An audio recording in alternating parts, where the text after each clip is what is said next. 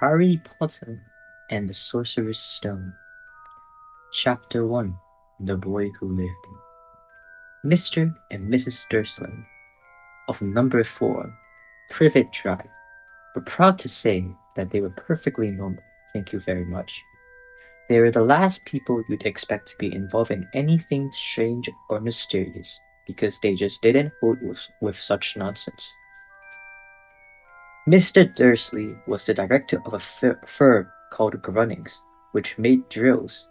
He was a big, beefy man with hardly any neck, although he did have a very large mustache. Mrs. Dursley was thin and blonde, and had nearly twice the usual amount of neck, which came in very useful as she spent so much of her time craning over garden fences, spying on the neighbors. The Dursley had a small son called Dudley, and in their opinion, there was no finer boy anywhere. The Dursleys had everything they wanted, but they also had a secret, and their greatest fear was that somebody would discover it. They didn't think they could bear it if anyone found out about the Potters. Mrs. Potter was Mrs. Dursley's sister, but they hadn't met for several years. In fact, Mrs. Dursley pretended she didn't have a sister, because her sister and her good-for-nothing husband were as un-Dursleyish as it was possible to be. The Dursleys shuddered to think what the neighbors would say if the Potters arrived in the street. The Dursleys knew that the Potters had a small son too, but they had never even seen him. This boy was another good reason for keeping the Potters away. They didn't want Dudley mixing with a child like that. When Mr. and Mrs. Durling woke up on the dull gray Tuesday, our story starts. There was nothing about the cloudy sky outside to suggest the strange and mysterious things would soon be happening all over the country. Mr. Dursley hummed as he picked out his most boring tie for work, and Mrs. Dursley gossiped away happily as she wrestled a screaming Dudley into his high chair. None of them noticed a large tawny owl fluttering past the window. At 8:30, Mr. Dursley picked up his briefcase, pecked Mrs. Dursley on the cheek, and tried to kiss Dudley goodbye, but missed. Because Dudley was now having a tantrum and throwing his cereal at the walls. "Little tyke," chortled Mr. Dursley as he left the house. He got into his car and backed out of number 4's drive. It was on the corner of the street that he noticed the first sign of something peculiar: a cat reading a map. For a second, Mr. Dursley didn't realize what he had seen. Then he jerked his head around to look again. There was a tabby cat standing on the corner of Privet Drive, but there wasn't a cat in sight. What could he have been thinking of? It must have been a trick of the light. Mr. Dursley blinked, stared at the cat, stared back. As Mr. Dursley drove around the corner and up the road, he watched the cat in his mirror. He was now reading the sign that said Privet Drive. No, looking at the sign. Cats couldn't read maps or signs. Mr. Dursley gave himself a little shake and put the cat out of his mind. As he drove toward town, he thought of nothing except a large order of drills he was hoping to get that day. But on the edge of town, drills were driven out of his mind by something else. As he sat in the usual morning traffic jam, he couldn't help noticing that there seemed to be a lot of strangely dressed people about. People in cloaks. Mr. Dursley couldn't bear people who dressed in funny clothes. They get what you saw on young people. He supposed this was some stupid new fashion. He drummed his fingers on the steering wheel, and his eyes fell on the huddle of these weirdos standing quite close by. They were whispering excitedly together. Mr. Dursley was enraged. to see that a couple of them weren't young at all. Why, that man had to be older than he was, and wearing an emerald green cloak. The nerve of him! But then it struck Mr. Dursley this was probably some silly stunt. These people were obviously collecting for something. Yes, that would be it. The traffic moved on, and a few minutes later, Mr. Dursley arrived in a Grunnings parking lot, his mind back on drills. Mr. Dursley always sat with his back to the window in his office on the 9th floor. If he hadn't, he might have found it harder to concentrate on drills that morning. He didn't see the owls swooping by in broad daylight, though people down in the street did. They pointed and gazed, open mouthed as owl after owl sped overhead. Most of them had never seen an owl, even at nighttime. Mr. Dursley, however, had a perfectly normal owl-free morning. He yelled at 5 different people. He made several important telephone calls and shouted a bit more. He was in a very good mood until lunchtime, when he thought he'd stretch his legs and walk across the road to buy himself a bun from the bakery. He had forgotten all about the people in cloaks until he passed a group of them next to the bakers. He eyed them angrily as he passed. He didn't know why, but they made him uneasy. This bunch rode whispering excitedly too, and he couldn't see a single collecting tin. It was on his way back past them, clutching a large donut in a bag, that he caught a few words of what they were saying. The Potters, that's right, that's what I heard. Yes, their son, Harry. Mr. Dursley stopped dead. Fear flooded him. He looked back at the whisperers as if he wanted to say something to them, but thought better of it. He dashed back across the road, hurried up to his office, snapped at his secretary not to disturb him, seized his telephone, and had almost finished dialing his phone number when he changed his mind. He put the receiver back down and stroked his mustache, thinking, no, he was being stupid. Potter wasn't such an unusual name. He was sure there were lots of people called Potter who had a son called Harry. Come to think of it, he wasn't even sure his nephew was called Harry.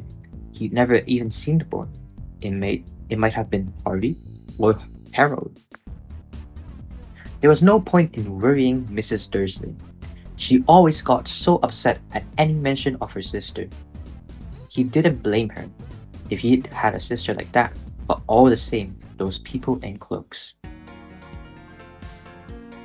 He found it a lot harder to concentrate on drills that afternoon, and when he left that building at 5 o'clock, he was still so worried that he walked straight into someone just outside the door. Sorry, he grunted as a tiny old man stumbled and almost fell. It was a few seconds before Mr. Dursley realized that the man was wearing a violet cloak. He didn't seem at all upset at being almost knocked to the ground. On the contrary, his face split into a wide smile, and he said in a squeaky voice that made passersby stare, "Don't be sorry, my dear sir, for nothing could upset me today. Rejoice, for you know who has gone at last. Even muggles like yourself should be celebrating this happy, happy day." And the old man hugged Mr. Dursley around the middle and walked off. Mr. Dursley stood rooted to the spot. He had been hugged by a complete stranger. He also thought he had been called a muggle, whatever that was. He was rattled. He hurried to his car and set off for home, hoping he was imagining things which he had never hoped for, because he didn't approve of imagination. As he pulled into the driveway of number 4, the first thing he saw, and it didn't improve his mood, was the tabby cat he spotted that morning. It was now sitting on his garden wall. He was sure it was the same one. It had the same markings around its eyes. "Shoo!" said Mr. Dursley loudly. The cat didn't move. It just gave him a stern look. Was this normal cat behavior? Mr. Dursley wondered. Trying to pull himself together, he let himself into the house. He was still determined not to mention anything to his wife. Mrs. Dursley had had a nice, normal day. She told him over dinner all about Mrs. Next Door's problems with her daughter and how Dudley had learned a new word, won't. Mr. Dursley tried to act normally. When Dudley had been put to bed, he went into the living room in time to catch the last report of the evening news. And finally, bird watchers everywhere have reported that the nation's owls have been behaving very unusually today. Although owls normally hunt at night and are hardly ever seen in daylight, there have been hundreds of sightings of these birds flying in every direction since sunrise. Experts are unable to explain why the owls have suddenly changed their sleeping pattern. Newcastle allowed himself a grin. Most mysterious, and now over to Jim McGuffin with the weather. Going to be any more showers of owls tonight, Jim? Well, Ted, said the weatherman, I don't know about that. But it's not only the owls that have been acting oddly today.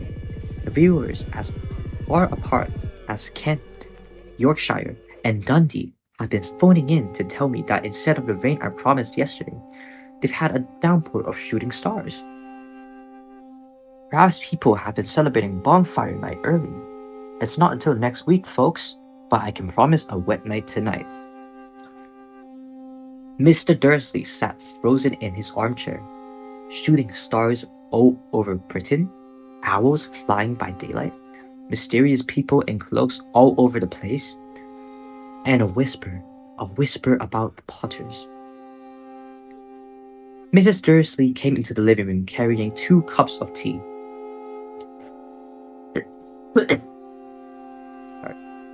It was no good. He'd have to say something to her. He cleared his throat nervously. Petunia, dear, you haven't heard from your sister lately, have you? As he had expected, Mrs. Dursley looked shocked and angry. After all, they normally pretended she didn't have a sister. No, she said sharply. What? Funny stuff on the news, Mr. Dursley mumbled. Owls, shooting stars, and there were a lot of funny-looking people in town today. So, snapped Mr. Dursley. Well, I just thought, maybe it was something to do with, her crowd. Mrs. Dursley sipped her tea through pursed lips. Mr. Dursley wondered whether he dared tell her he'd heard the name Potter. He decided he didn't dare. Instead, he said, as casually as he could, their son. He'd be about Dudley's age by now, wouldn't he? I suppose so, said Mrs. Dursley stiffly. What's his name again? Howard, isn't it? Harry. Nasty common name, if you ask me. Oh, yes, said Mr. Dursley, his heart sinking horribly. Yes, I quite agree. He didn't say another word on the subject as they went upstairs to bed. While Mrs. Dursley was in the bathroom, Mr. Dursley crept to the bedroom window and peered down into the front garden. The cat was still there. It was staring down Privet Drive as though it was staring down Privet Drive as though it were waiting for something. Was he imagining things? Could all this have anything to do with the Potters? If it did, if it got out that they were related to a pair of, well, he didn't think he could bear. The Dursley got into bed. Mrs. Dursley fell asleep quickly, but Mr. Dursley lay awake, turning it all over in his mind. His last comforting thought before he fell asleep was that even if the Potters were involved, there was no reason for them to come near him and Mrs. Dursley. The Potters knew very well what he and Petunia thought about them and their kind. He couldn't see how he and Petunia could get mixed up in anything that might be going on. He yawned and turned over. It couldn't affect him. How very wrong he was. Mr. Dursley might have been drifting into an uneasy sleep, but the cat on the wall outside was showing no signs of sleepiness. It was sitting as still as a statue, its eyes fixed unblinkingly on the far corner of Privet Drive. It didn't so much as quiver when a car door slammed onto the next street, nor when 2 owls swooped overhead. In fact, it was nearly midnight before the cat moved at all. A man appeared on the corner that the cat had been watching, appeared so suddenly and silently you had thought he'd just pop out the ground. The cat's tail twitched and its eyes narrowed. Nothing like this man had ever been seen on Privet Drive. He was tall, thin, and very old, judging by the silver of his hair and beard, which were both long enough to tuck into his belt. He was wearing long robes, a purple cloak that swept the ground, and high-heeled buckle boots.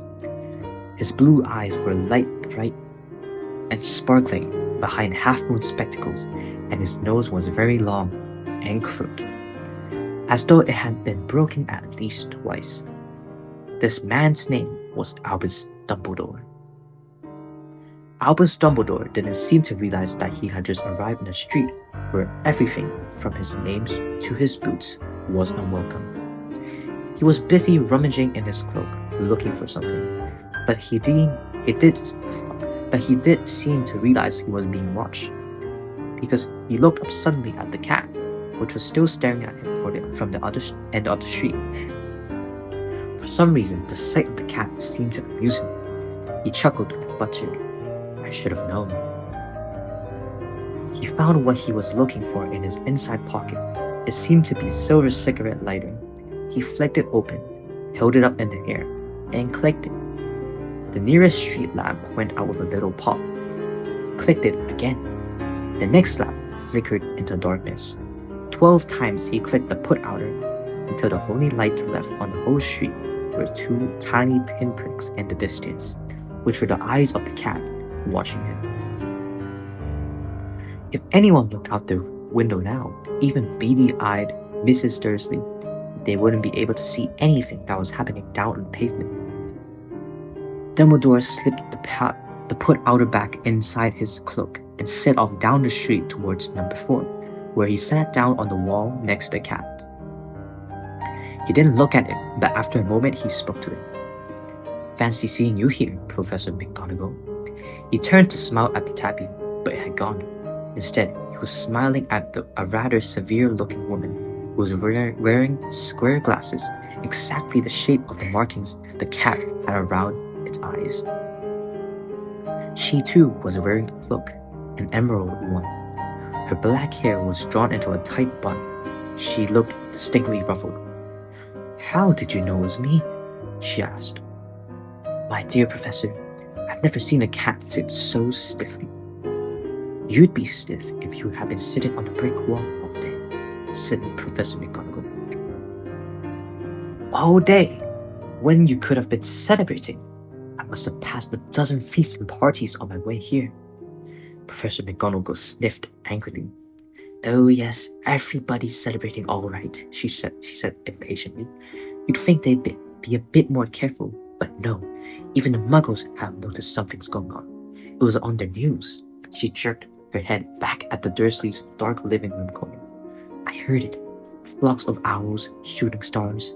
Well, they're not completely stupid. They were bound to notice something.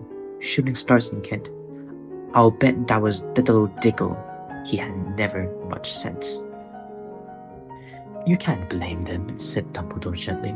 "We've had precious little to celebrate for 11 years. "I know that," said Professor McGonagall irritably, "but there's no reason to lose our heads. People are being downright careless, out on the streets in broad daylight, not even dressed in muggle clothes, swapping rumors." She threw a sharp sideways glance at Dumbledore here, as though hoping he was going to tell her something, but he didn't, so she went on.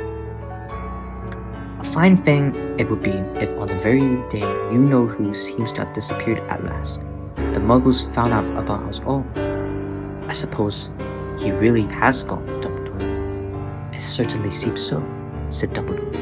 "We have much to be thankful for.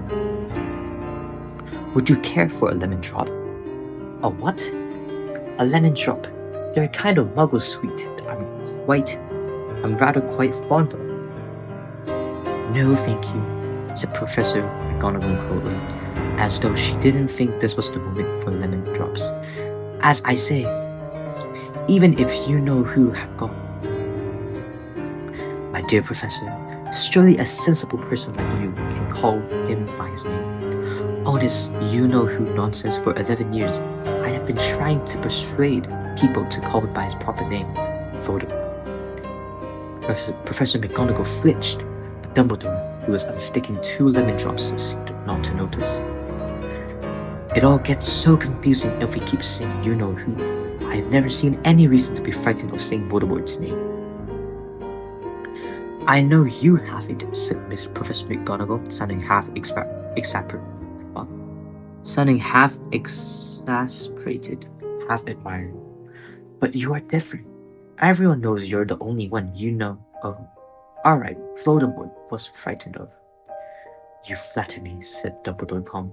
Voldemort had powers I would never have. Only because you're too, well, noble to use them. It's lucky it's dark. I haven't blushed so much since Madame Pomfrey told me she liked my new earmuffs. Professor McGonagall shot a sharp look at Dumbledore and said, the owls are nothing next to the rumors that are flying around. You know what everyone's saying? About why he's disappeared? About what finally stopped him? It seemed that Professor McGonagall had reached the point she was most anxious to discuss. The real reason she had been waiting on a cold, hard wall all day. For neither as a cat nor as a woman had she fixed Dumbledore with such a piercing stare as she did now. It was plain that whatever everyone was saying, she was not going to believe it until Dumbledore told her it was true.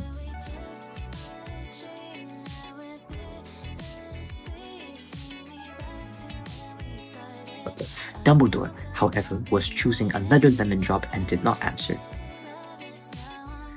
What they're saying, she pressed on, is that last night a Voldemort turned up in Godric's Hollow. He went to find the Potters.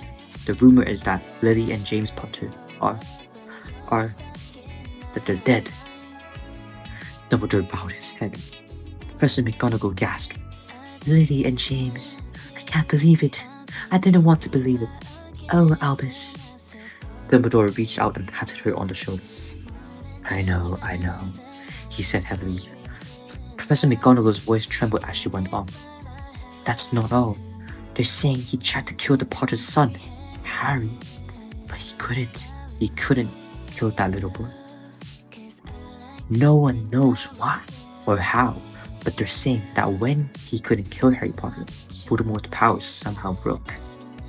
And that's why he's gone. It's true, faltered Professor McGonagall After all he's done, all the people he killed, he couldn't kill a little boy. It's just astounding. Of all the things to stop him, but how in the name of heaven did Harry survive? We can only guess, said Dumbledore. We may never know. Professor McGonagall pulled out a lace handkerchief and dabbed at her eyes beneath her spectacles. Dumbledore gave a great sniff as he took a golden watch from his pocket and examined it. It was a very odd watch. It had 12 hands but no numbers. Instead, little planets were moving around the edge. It must have made sense to Dumbledore though, because he put it back in his pocket and said, Hagrid's late. I suppose it was he who told you I'd be here, eh? Be here, by the way. Yes, said Professor McGonagall. And don't suppose you're going to tell me why you're here of all places. I've come to bring Harry to his aunt and uncle. They're the only family he has left now.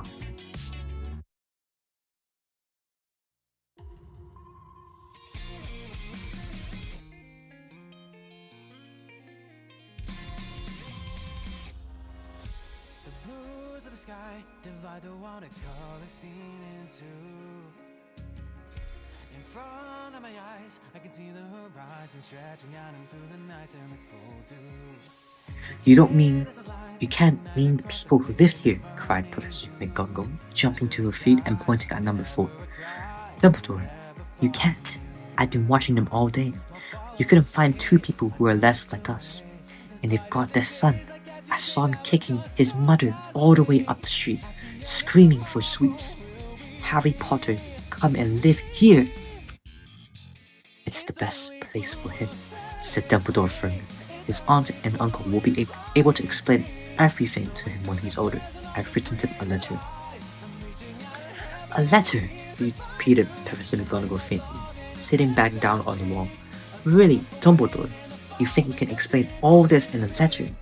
These people will never understand. He'll be famous, a legend.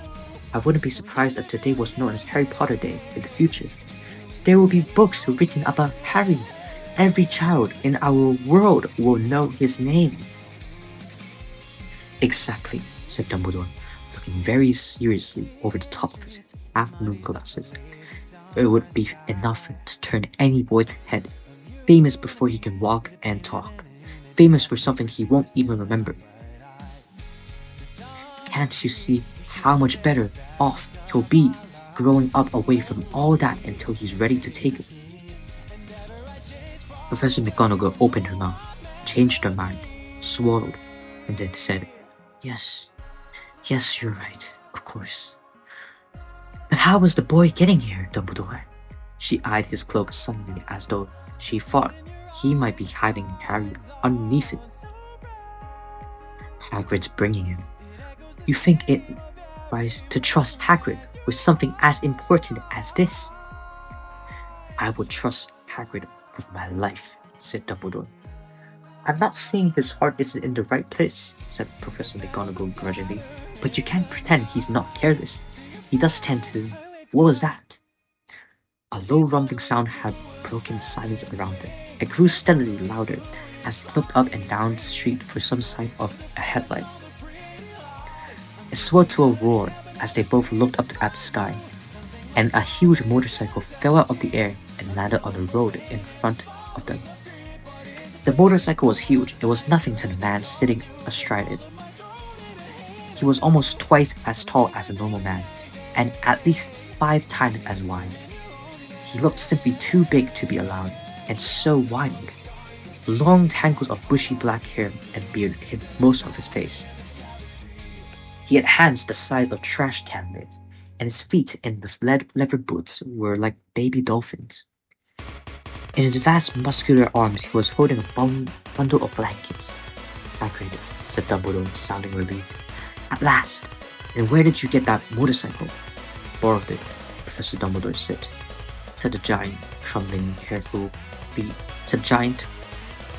carefully off the motorcycle as he spoke. Young Sirius Black lent it to me. I've got him, sir. No problems were there? No, sir. House was almost destroyed, but I got him out all right before the muggles started swarming around. He fell asleep as we was flying over Bristol.